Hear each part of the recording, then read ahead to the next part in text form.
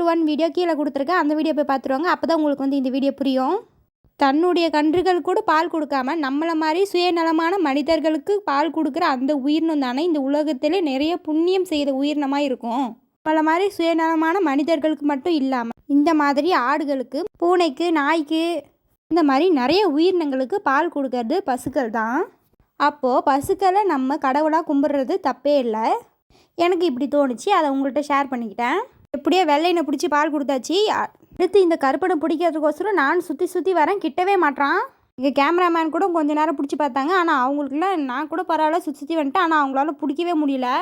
இல்லை எனக்கு மூச்சு வாங்குதுன்னு போய் தண்ணிலாம் குடிச்சிட்டு வராங்க.